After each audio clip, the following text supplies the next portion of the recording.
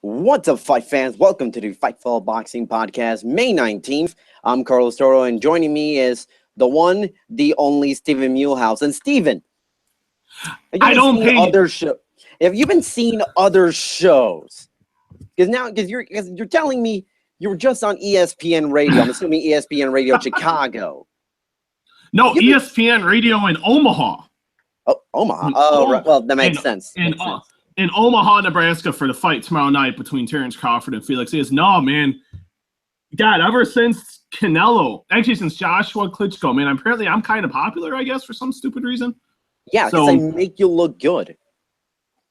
You do make me look spectacular, by the way. Someone has to make me look this good. I give my wife a little credit, but I give you the rest. All right. But so long as I'm your number one guy, I don't want you walking to any other ESPN radio show in Chicago or in Omaha or Fox Sports. Everything, the good stuff's here at Fightful. No, absolutely no. It's anytime to promote the brand, my brand, Fightful's brand. Everyone looks good at the end of the day, but no, it's big fights when you're getting radio show appearances, but no, it's a big fight weekend. It's been a big fight week. Usually you get, it's not the big, and the thing is, Carlos, this is not you got one guy who is the top 5 pound for pound fighter in the world today, and we'll talk about Terence Crawford in a moment, but you got a great card on Showtime as well, and you were telling me something, 11 world title fights this weekend? 10 world title fights. 10. That is ridiculous. 10. Yeah, most of them take place in Japan, but still, 10 world title fights. That's a good weekend. Yeah, it's an absolutely amazing weekend. And kind of a bad weekend to have 10 world title fights when we have a lot of other big shows. NXT TakeOver Chicago tomorrow. Backlash tomorrow. Fightful's going to have tons of coverage on that, including a post-show podcast for both shows. But yeah, Terence Crawford, Gary Russell Jr. What's up? I'm going to be at that show tomorrow night. That's going to be fun. The NXT show. Oh, man, it is. I'm going to be at the NXT show tomorrow night. Yeah, I don't know what's going to be the status because the whole Tommaso Ciampa injury, whether it's a work or not. Like, I was just listening to Brian Alvarez saying that it's a work. I don't think they would do something like that. And no, I don't think. Because he got to be held by officials. So, I don't know. Sean Ross Sapp, our managing editor, was at that show, and oh boy, I saw some pictures, and I think it's all right with Tommaso Ciampa because he's a damn good wrestler, and I'm probably looking forward to that ladder match the most on that card. Oh, the show's going to be amazing, but the busy weekend. You got MMA. No, really. You got Bellator tonight. You got pro wrestling, and I think boxing dominates the day tomorrow. I really do. You got a great card on HBO. You got a good card and another good card on Showtime. It's a very exciting weekend in my mind for boxing. I'm really looking forward to it. And I got a question for you though.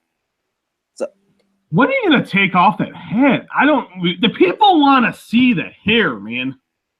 Come on. Okay. So here's the thing. I've been experimenting. I've been running a little bit of an experiment for the past couple of weeks.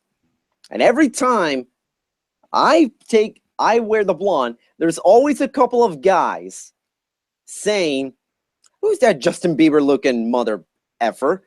Or, "Oh, come on, you don't like ridiculous." Who's hating on the Biebs, man? Come on. You're not a Justin Bieber fan? You can be the Puerto Rican Justin Bieber. I don't think that's much of an accomplishment. But when I wear the hat, I get a lot of good comments on it because people sure love the old school Nintendo. You love the old school Nintendo. I love the old school Nintendo. People love the hat.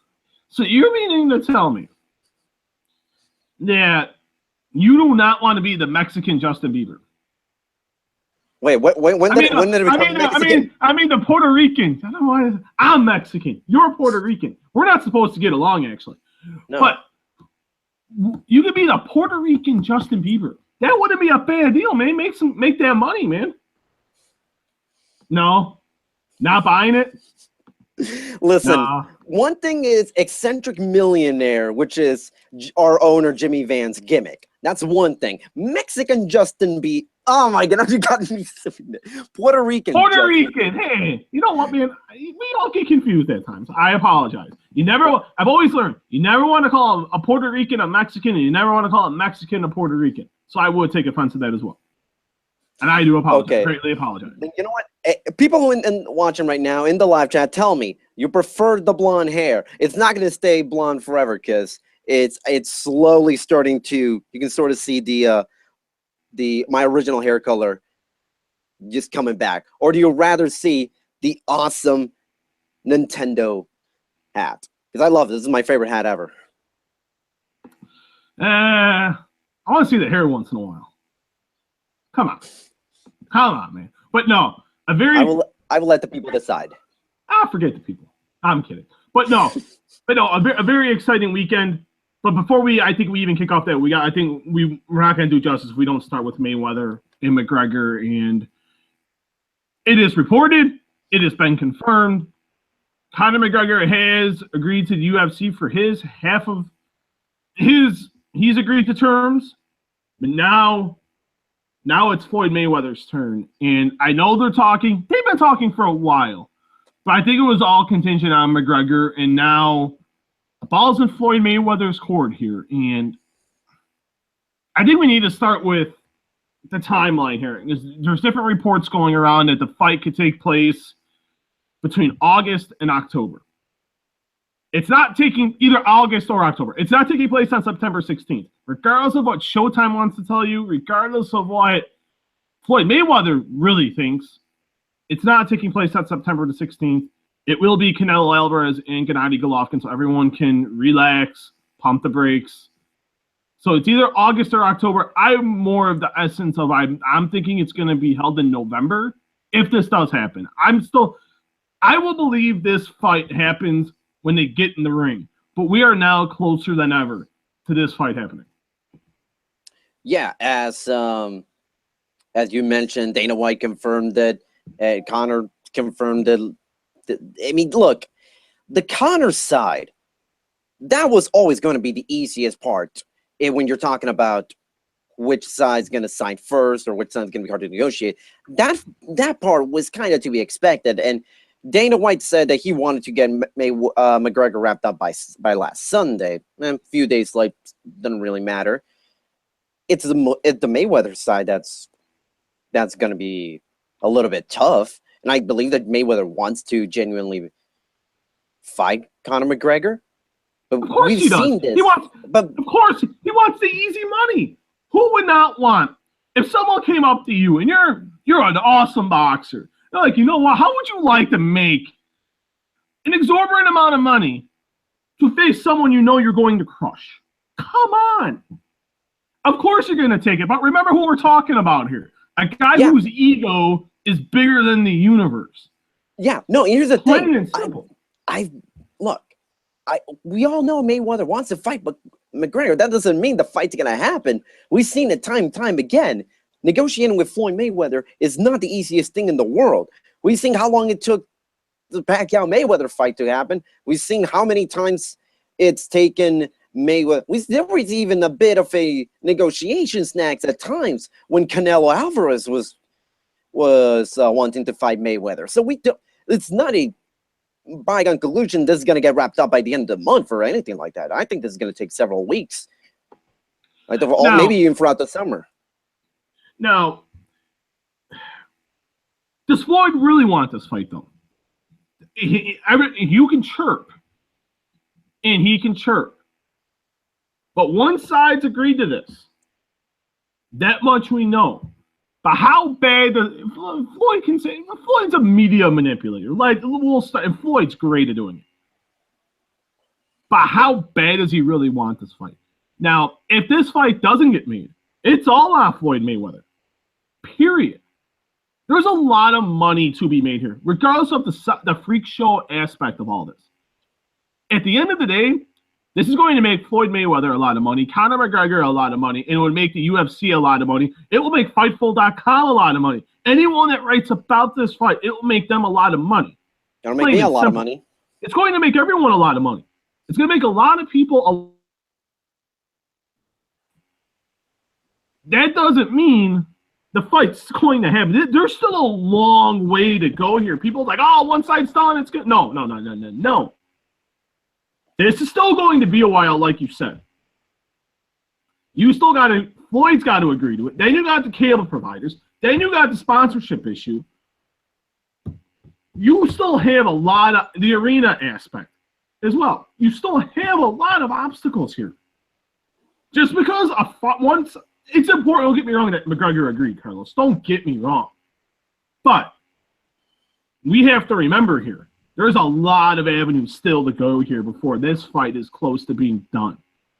You're at a right, if you want to talk football percentages, right now we're at about the 35-yard line. We're there. Dana White was on board. They got Conor McGregor to agree.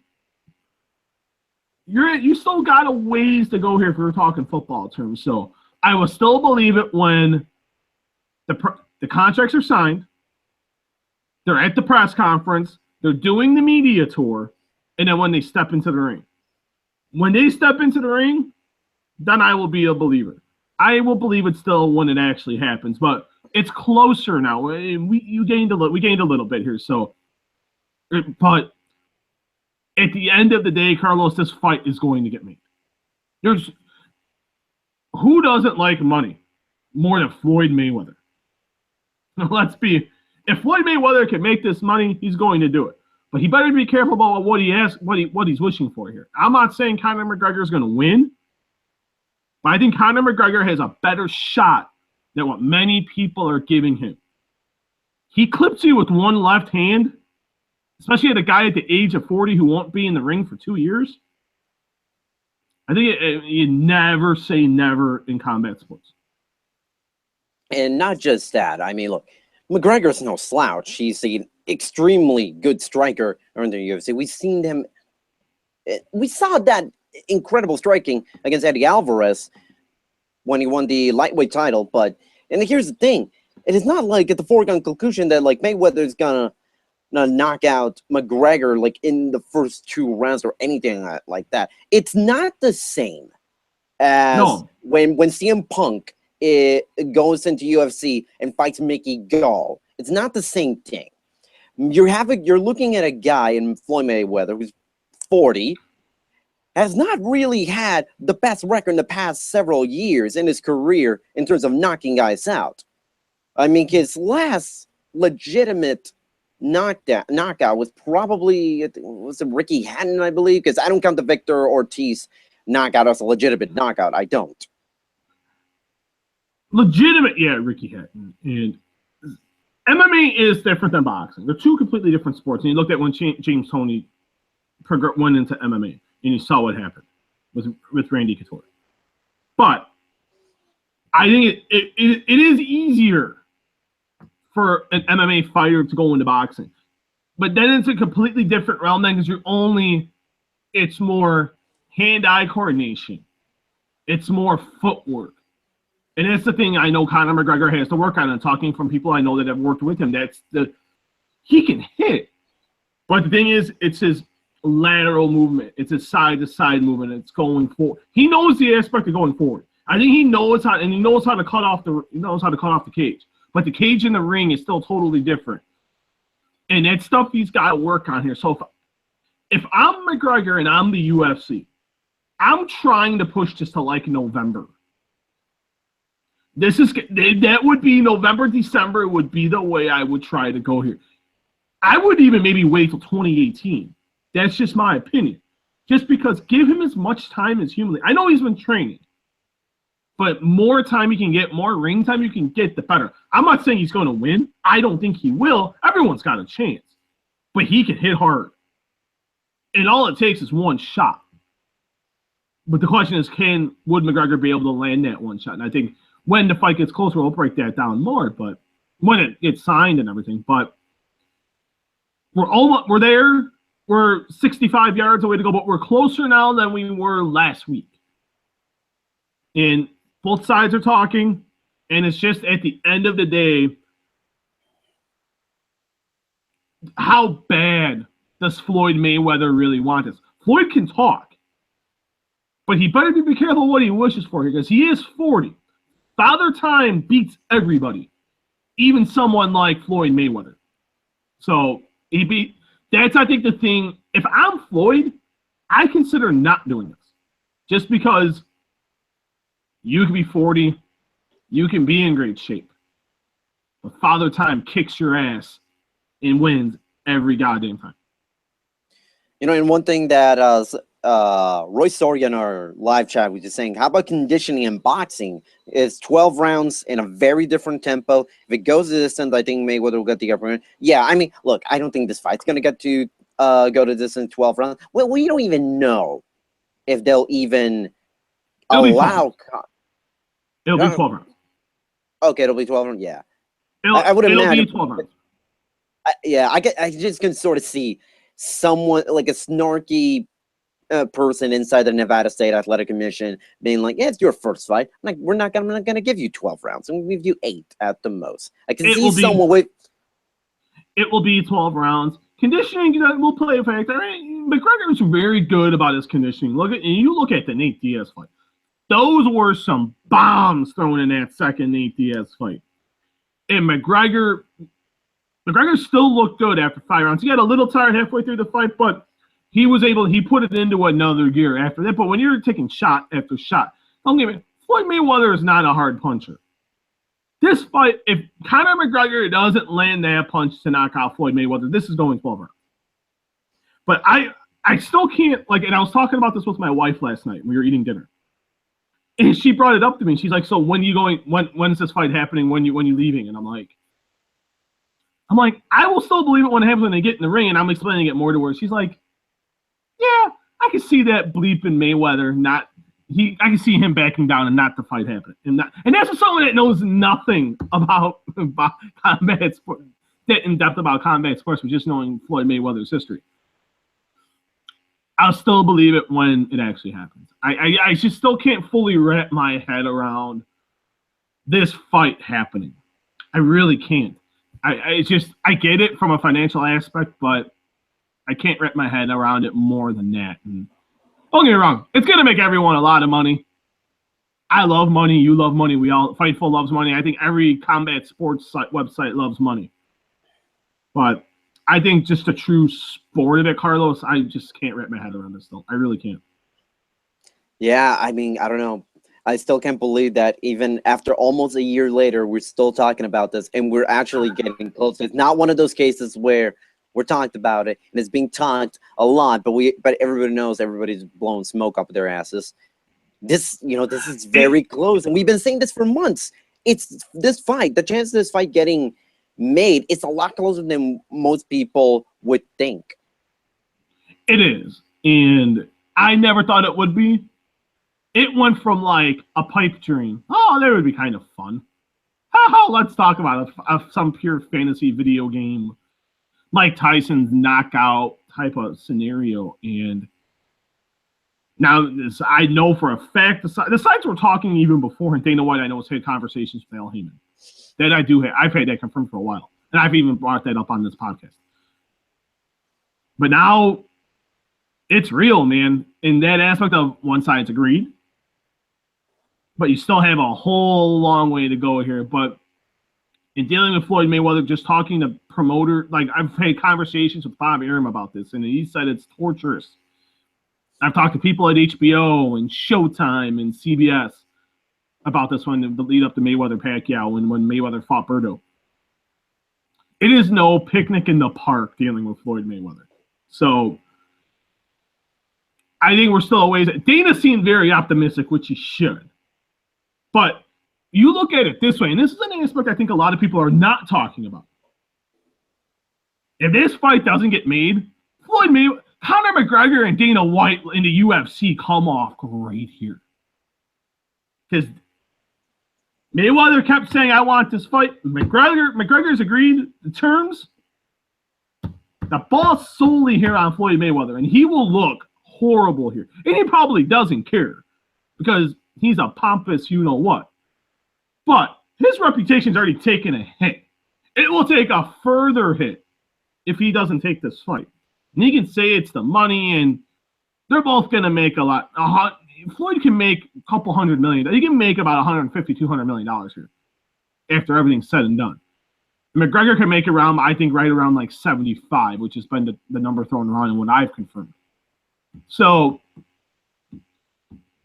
too much money on the table, but don't be surprised if this fight doesn't still get made, and it would be because of Floyd Mayweather. So, if it doesn't get made, guys, girls, people, do not blame Conor McGregor. Do not blame Dana White in this scenario. It would all fall on pretty boy Floyd.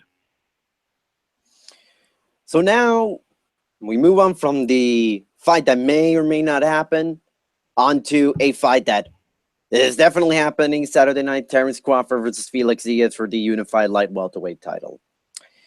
I'm very interested in this fight. Not because of, whether or not Felix Diaz could beat Terence Crawford. I think Crawford's going to win.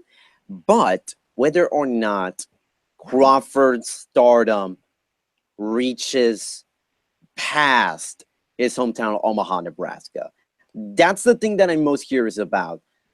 If you don't see great numbers HBO-wise from this fight, and to an extent, it's not solely on Terence Crawford because there's a lot of stuff on Saturday night, Bellator, tons of other fights on Showtime. I think there's an NBA playoff game happening at the same time, and NXT TakeOver. I'm just looking as right tonight. My bad. There's still a ton of things to compete with your HBO, and I think Crawford needs to look sensational against Felix Diaz, and I think he's capable of doing so against Felix Diaz. And I don't mean to disrespect Felix Diaz, but I think Crawford can definitely look real good and take that next step into becoming a superstar in boxing. I was just asked all these questions that you brought up here, and I was just the radio show I was just on in Omaha, and he should already be a star. He's a top 5 pound for pound fighter. There is no top 5. If your top 5 pound for pound list, Terence Crawford's in that category. But he has a parallel with Andre Ward, and I brought this up, and I think it's a very valid. They're both top pound for pound fighters, but they're both their own worst enemy here, because Andre Ward doesn't like doing media. Terence Crawford doesn't like doing media. And Terence Crawford did literally no media for this fight. I inquired for an interview. I went to HBO. HBO gives me every interview that I want. If I want an interview, HBO will go in their realm and make it happen. They could not make it happen. I've never talked to Terence Crawford, and I've made many inquiries. He doesn't like doing interviews. He said, but it's when you're reluctant to play the game, you're reluctant to do interviews with the media. You can't get anywhere. This is 2017. You need to get yourself out there. And this is what I don't think. Terence Crawford should already be a superstar. I look at numbers I've done, articles I've done on him for other websites. He doesn't translate. His numbers don't produce like they should. He's a great fighter. He's an unbelievable fighter. You're 30-0 with 21 knockouts. One of the top five. You're right. You're one of the best in the world. You're the unified super lightweight champion of the world. But he doesn't promote himself for crap. He drew okay in Vegas for the Victor Apostle fight. I think it did around 8,000 people at the MGM Grand, and that wasn't bad. And I'm hearing right now there's about 8,000 tickets sold for this fight. And that's all due to Bob Arum and Top Rank and their promotional. HBO's been kind of hamstrung by him because he hasn't wanted to really do anything. And I think that really hurts him here because he should beat Felix Diaz. Felix Diaz is good. He's not great, but he's really good. And he could pose some problems. And this is nothing for Felix Diaz. Let's remember that. He's a 2008 Olympic gold medalist. Facing one of the top 5 pound fighters in the world today and facing him in Madison Square Garden, this is not a big deal for Felix Diaz whatsoever. The pressure won't get to him. All the pressure's on Terence Crawford. He needs to win, like you said, and he needs to look great. Because there's a lot that can happen here. He's 30. When you start getting to 30, it's either a make or break time here. It's a make or break time for Terence Crawford. It really is. A win here gets him to Manny Pacquiao. I honestly believe. I don't know why Bob Arum is so reluctant to make that fight. I think it's an easy fight to make. I think he's afraid to make it because Terence Crawford could legitimately win the fight. But I think all the pressure here is on Terence Crawford. You got to win. And then instantly, don't even after you tell him next time, yeah, I look great, I goddamn it want Manny Pacquiao. You got to stomp on it and say that's what he wants. That fight should have already happened, but the reluctance to talk about it has gotten Terence Crawford absolutely nowhere. You can't be reluctant. You have to talk to get what you want in this world. You want big fights? You want media to talk? Do some goddamn media. Second of all, and I'm not saying just because of me, do it for yourself to make more money, provide for your family. It's all on him, Carlos. It really is. It really, really is. So sorry for my long rant there, but stuff like that bothers me because when you see greatness, I want to see greatness executed. And when you're not living up to your potential due to your reluctance to talk, I don't feel too bad for you. I really don't.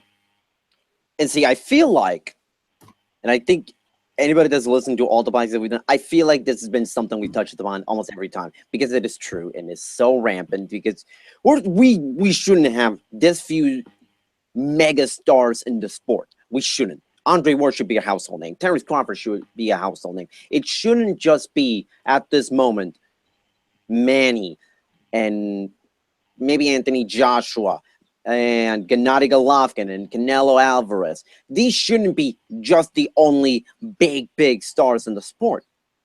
We should have maybe 3 times as many stars right now as what we currently have. We should, and it's like you said, it's the same thing with MMA. Because, and tonight's example of the Bellator show, Rory McDonald has a chance tonight to become a superstar. I really honestly believe that. Rory McDonald tonight he's already a star. But if he could go to London and pounce on Paul Daly, and Rory McDonald now is willing to chat. He's willing to talk. And you get him in that realm, let's rock and roll. MMA needs more stars. Boxing needs more stars. It shouldn't just be, like you said, Joshua, Canelo, Golovkin, Manny. There should be Andre Ward, Terence Crawford, Sergey Kovalev. There should be Terence Crawford. There should be at least 8 superstars. Vladimir Klitschko. There should be more. There should be 9, 10 superstars. Instead, there's like 4. There's like 5, and that's not right. There should be an overabundance of stars in boxing, and there's not enough of them. And it's due to their reluctance to talk. You see Kovalev doing it more, and I think Kovalev and Ward have a chance to do it, and we'll talk about that in a couple of weeks. But it's a shame because Bud Crawford is an amazing fighter. He's a great. He's technically sound. There's not a better pure technical boxer in my mind than Terence Crawford. He does everything perfect. Footwork, his precision, his accuracy, the way it's just a pure thing of beauty to watch. But he doesn't talk. He doesn't promote himself. The promoter can only do so much. It has to come to the point where a lot of people blame the promoter. A lot of people blame like Bob Arum and Al Heyman and Don King and Dana White and Scott Coker. No, they can only do marketing machines can only do so much. If you're not willing to talk, not willing to tell your story, no one's going to give a bleep. Sorry. No one cares. And so now we move on to, I guess, a bit for predictions. I think it's kind of obvious that Crawford's going to win this fight. And I think I wouldn't say well, it's not obvious. I wouldn't say it's obvious. But this is not the toughest opponent Crawford has faced. And I don't mean disrespect, but I mean, well, first of all, I don't think Felix Diaz has the power to handle with the likes of Terence Crawford. Crawford's fought stronger guys than Felix Diaz. I think this fight is. I think Crawford's winning. I'm going to say 8th round stoppage. I brought this up earlier in an interview I was on, and Crawford's a slow starter. And if Felix Diaz can get this fight going early, he's got a good left hook. He's got a good jab. If he can get that jab going, he's got to get on the inside, pop the jab. And if he can land a couple left hooks, get Crawford backed up.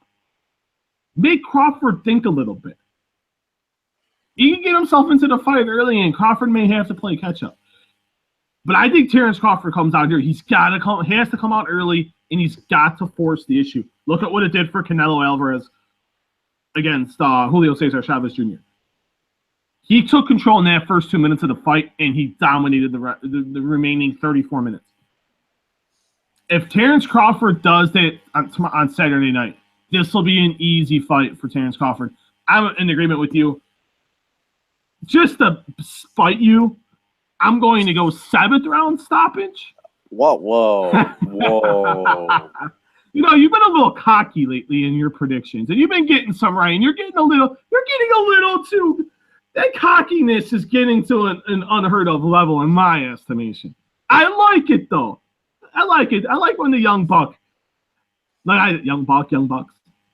Wrestling fans out there, if you guys are listening, and notice how I paralleled there you to naked Matt Jackson. I'm just waiting for. I'm just waiting. Next podcast, I'm just gonna come out with a giant tassel and a jacket with my face all over it. You got to do that. Come on. If Terence Crawford wins by 8th round knockout, that's what you have to do. I will do that. You have to come out. You have to wear within the 10 round. You got to get some streamers and tape them to like the size of your hat. Is what you got to do. And put them like on the buttons, on like in the A and B button there. You gotta do that too. So you gotta wear tassels next week if you're right. Don't let him off the hook, guys. Come on. No. You think this is something that I would try to miss out on? No. Yes, I do. Yeah, I bet you're gonna try to back out of this. I went as far as to bleach my hair twice. I think I'm capable of wearing something like that. Now, did you lose a bet to dye your hair blonde and look like Justin Bieber? Sort. I don't know if you could call this losing a bet or not. So this was, for the baseball fans out there, this happened all the way back in the World Baseball Classic. And so there was this, just to give a quick recap as to why Puerto Ricans, for like a whole month, dyed their entire hair blonde.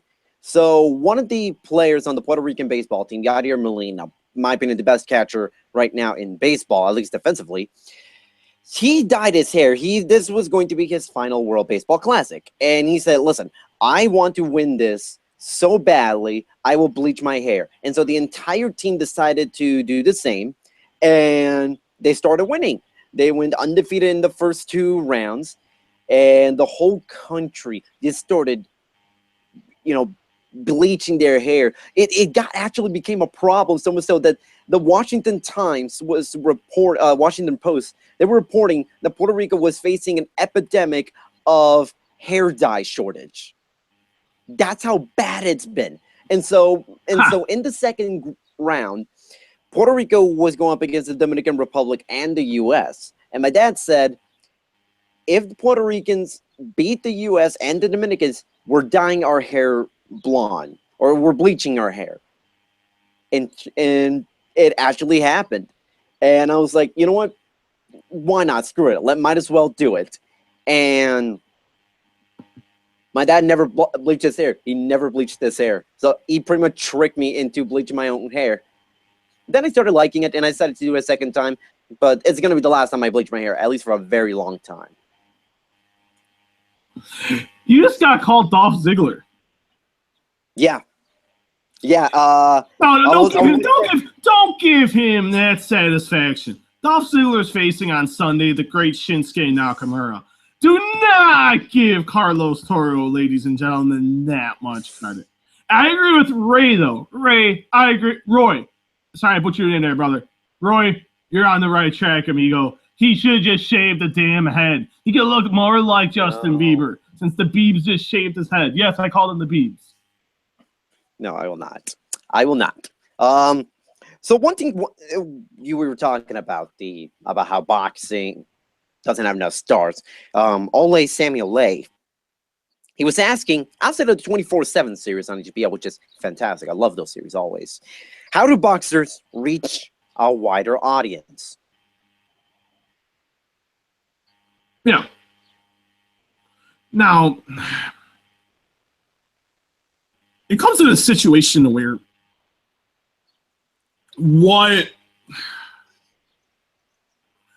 I don't know.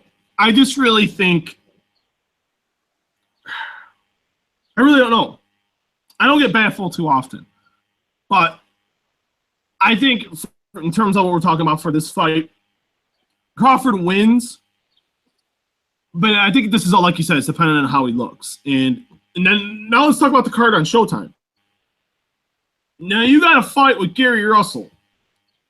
And first, before we talk about Gary Russell, are you a fan of Showtime and HBO having cards on the same night?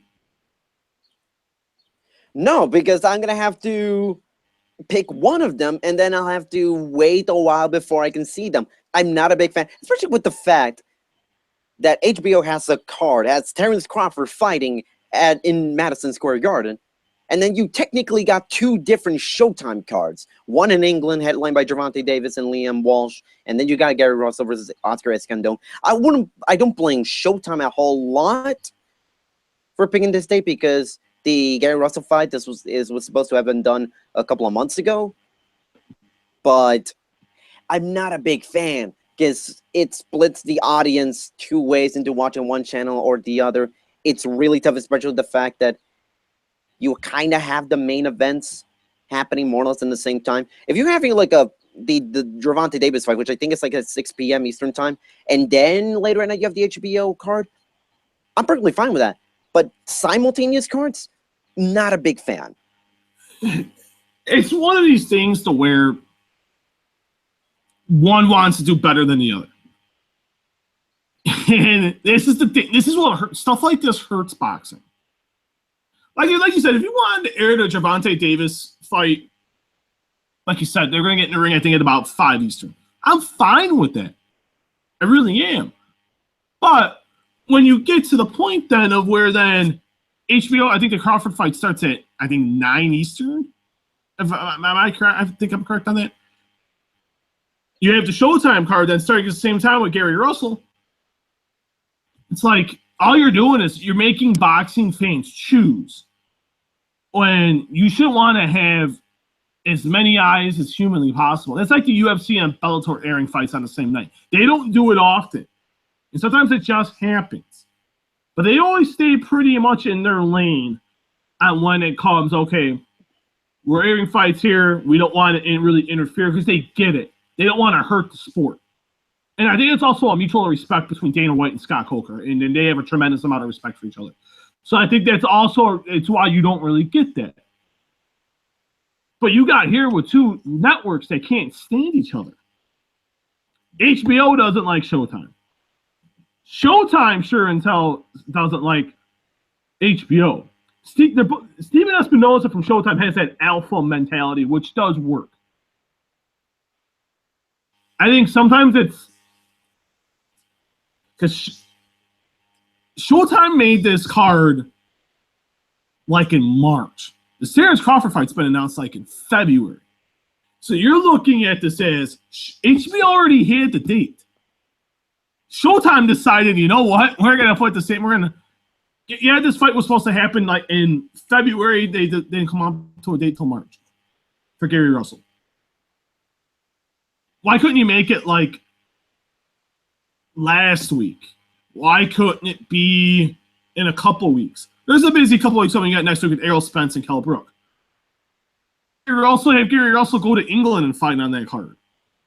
It's a big card. You're going to fight in front of about 30,000 people. Why not? But No, I don't like this move. It hurts boxing. I think this is more of each network's going to get hurt here because Terence Crawford that fight should be seen by about 1 million people. It's not going to be. That fight will probably do about 450.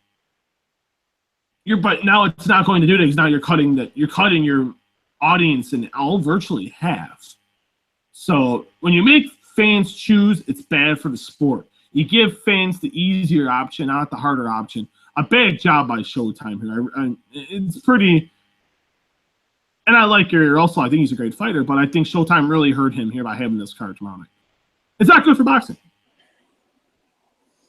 So now, yeah, I agree. And with Gary Russell, he's going up against a guy in Austria, Escandon. Really, ever since Russell lost to Vasyl Lomachenko via majority decision, he's looked good. He's knocked out Patrick Hyland. He's knocked down Johnny Gonzalez very early in his last 2 fights. And one thing that I was worried about whether or not ring rust was going to be a factor. I mean, Gary Russell's proven in the past that he can fight well with 11 months of ring rust, because that was the case with the Patrick Hyland fight. After he beat Johnny Gonzalez in March of 2015, 11 months transpired without Russell fighting, and then he beat Patrick Hyland in the second round, I think, and then another 11 months happened. Now we have this fight. So I don't think ring rust is going to be much of a factor, and I think Russell's going to win this. I'm going to say 6th round stoppage. I think Russell is a damn good fighter, and I think a lot of people should really pay more attention to Gary Russell Jr. I'm a huge fan of Russell. I'm a fan of Gary Russell, but Gary Russell is his own worst enemy. These layoffs are ridiculous. It's him feeling like he tried to misconstrue it when I talked to him a couple weeks ago, saying that it's not the case. It's not about money. At the end of the day, it's about the money. He wants more money. You get more money when you fight. Like, if he gets another fight with Lomachenko, that would do huge. He would make a lot of money. That'd be and I think a rematch between them, I'd like to see that. But Gary Russell's another guy where he hurts his own stock. You have to be active. You can't fight just once a year. Once a year does you no good. In boxing, you got to fight 2-3 times a year. How do you think Gennady Golovkin got to where he was at? If you would have fought once or twice a year, it doesn't get him no, but Golovkin fights 2-3 times a year. The same thing with Canelo Alvarez, Manny Pacquiao, Floyd Mayweather. These guys were fighting at least twice a year. If you're only fighting once a year, that does you absolutely no good. And in this case, it's done Gary Russell no good. Gary Russell has no one to blame but Gary Russell. He's a great fighter. Yeah, he's good off 11-month layoffs. But you shouldn't want 11-month layoffs. Not when you're in the prime of your career. But this is also an exciting card because his brothers are fighting on the card. You got 3 brothers fighting on the same card. Yeah, they're fighting on the undercard. They won't be seen. I made Showtime will maybe show highlights. I would think they would. I think that's a smart thing to do. But I think the historical significance is the fact that 3 brothers are fighting on the same card. I think that's really cool. And that's something that's never been done before. So I think more people should be talking about that, giving that more love and giving that more attention. But I agree with you. I think Gary Russell runs through him. And I'd say 5th round. Maybe it goes a little longer, but I'd go anywhere between rounds. I can see the 6th rounds. I'd say between rounds 5 and 7. I think he closes the show. He gives his hometown. I think he gives the hometown crowd a little bit of flavor, a little bit of love, and I think he finishes his fight pretty early. It's an easy fight for him. He can show up. He could have not trained for this fight and still won the fight. That's how good Gary Russell is. Yeah, and like I mentioned, Russell, phenomenal, knockout numbers. 20, not phenomenal number, but at least recently, as I mentioned, knocking out Johnny Gonzalez and Patrick Hyland. I think that's pretty huge. And you know what? I would love it if Vasyl Lomachenko and Gary Russell Jr. have a rematch, because that would do gangbuster numbers. I really do.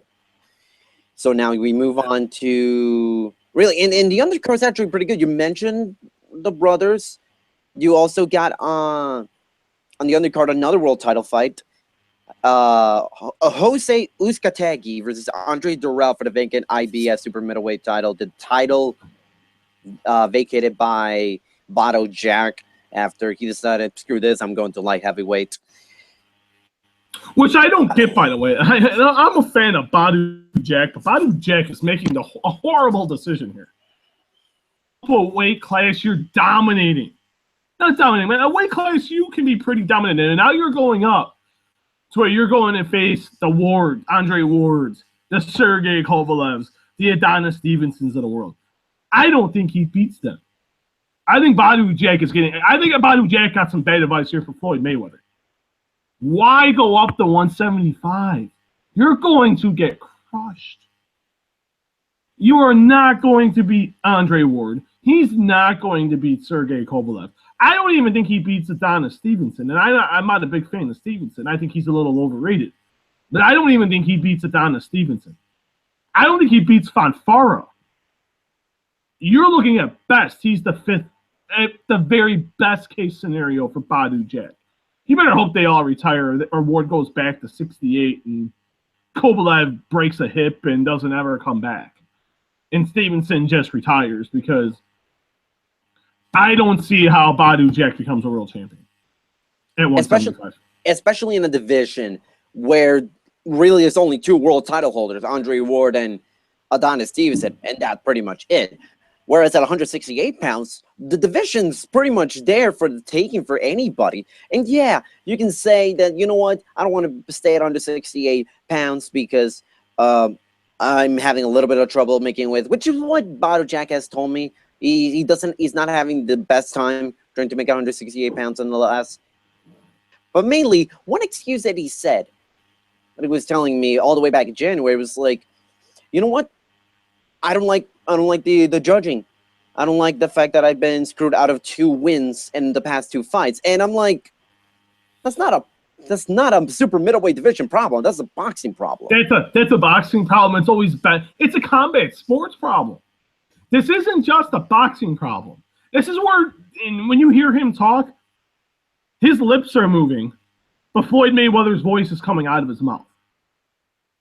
That's a Floyd Mayweather thing with the refereeing.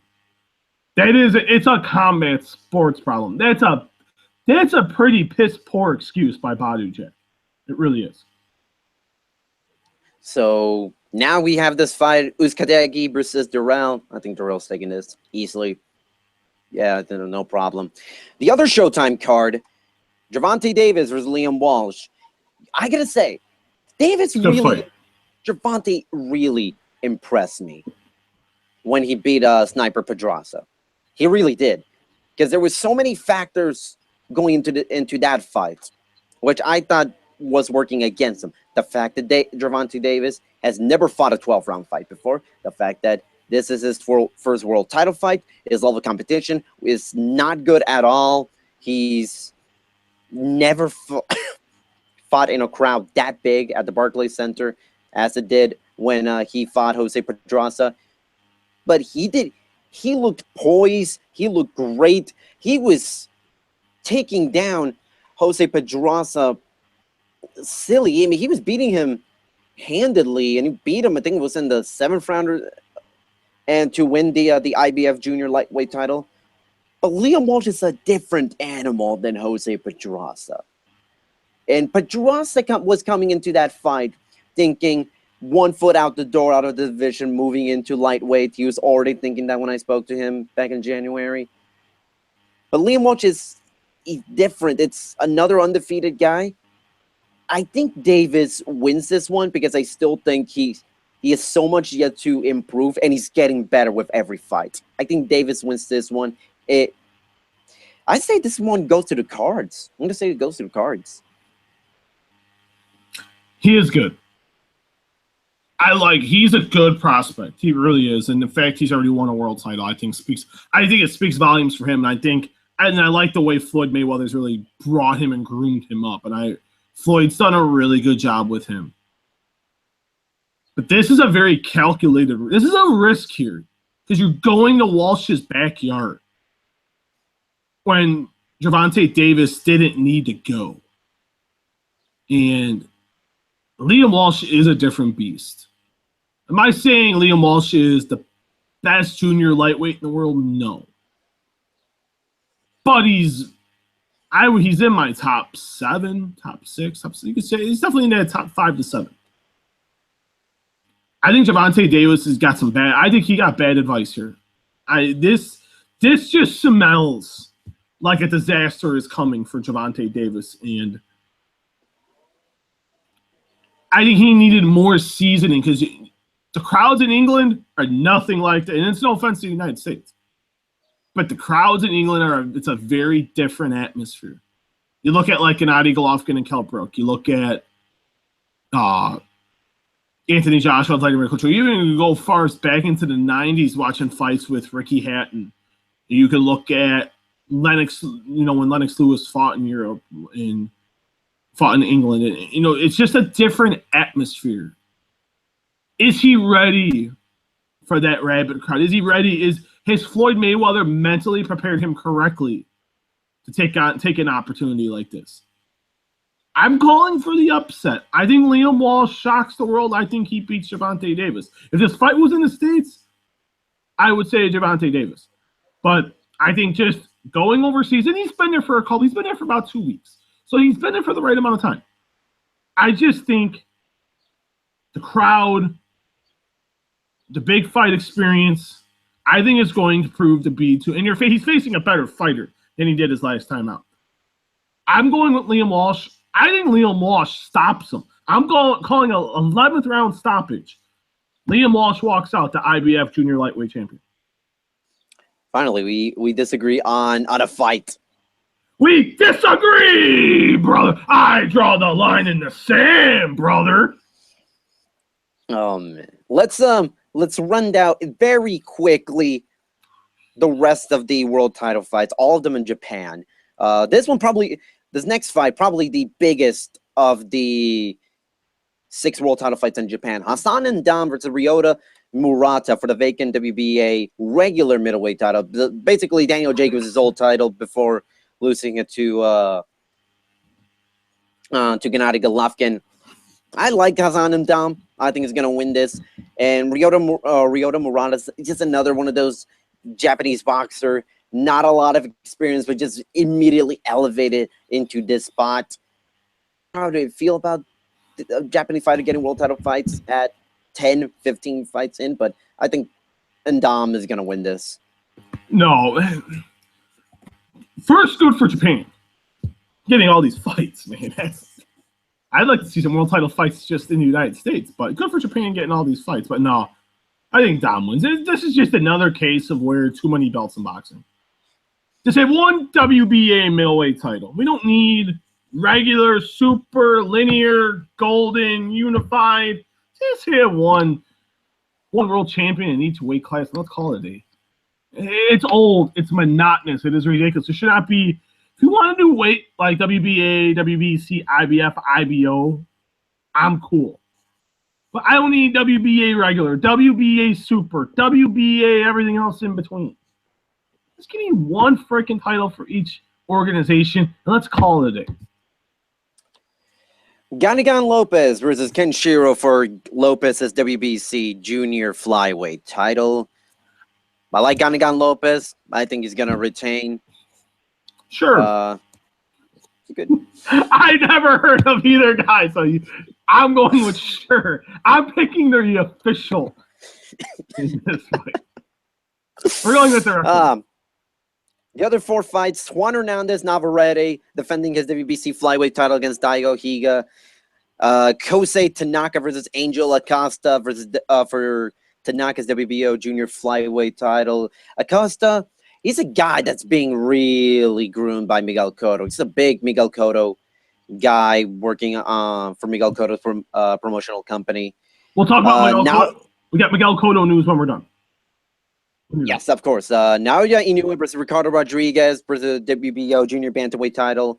Inoue, one of the biggest Japanese names in boxing right now. I think Inoue is gonna. That might be a really good fight. Ricardo Rodriguez versus Inoue. I'm gonna try to find a way to watch that fight because I think that's gonna be good. And then lastly, Akira Yegashi versus Milan Malindo for Yegashi's IBF junior flyweight title. That's the entire slate of world title fights. And yes, speaking of Miguel Cotto, so it was announced yesterday that Miguel Cotto and Rock Nation Sports, his promoter for the past couple of fights, have split ways, and now we have absolutely no idea what is the future of Miguel Cotto. He was supposed to fight, at least they were in deep talks to fight Japanese journeyman Yoshihiro Kamigai, which I have no idea why in the hell would Miguel Cotto would even think about making this fight. And there was a lot of... I can tell you why. And there was a lot. You want to know why? Oh. You want to know why? Yeah? The green. Come on. The green. The green. The green. The only reason Miguel Cotto... What green? What green? This was a fight that was going to lose Rock Nation Sports and HBO money. HBO didn't even want to broadcast this fight unless there was something big down the line. Nope. And Cotto was demanding a lot of money, but more money than what Rock Nation Sports wanted to demand him. And Kamigai, no disrespect to him, but he's never challenged for a world title. No one outside of Japan knows who he is. He's a knockout specialist, but against who? This is my question. And this would have been by far Kamigai's biggest fight of his career. But there was no setup. This was not this is not a title eliminator. No one knew where the fight was going to happen. It was probably going to, from what I'm hearing, it was going to be June 24th, but HBO really didn't want to have this fight. This was I don't know. Cotto for the past 8 months, in terms of trying to get a fight, has been an absolute roller coaster. From the early talks with Juan Manuel Marquez, the fight against Kirkland, which was somehow going to be a pay-per-view headliner, which would have lost huge amounts of money because no one was going to buy that fight. Then you got, again, no disrespect to Yoshihiro Kamigai, but who the hell are you to have to fight Miguel Cotto? I was thinking, with this Kamigai's camp have some like blackmailing Jay-Z or something to even attract Cotto's attention? Because this fight was not even going to be in Japan, which I guess it was going to be here. It was going to be here. It was going to be here. It was not going to attract any decent crowd whatsoever unless it was in Puerto Rico. I just don't know. I don't know why. It was either going to be in Puerto Rico, Miami, or Dallas. I don't want to waste too much time on Miguel Cotto because he's not worth too much time in this state at this time. But he's his own worst enemy here. He values himself, and he doesn't trust me. He's a star.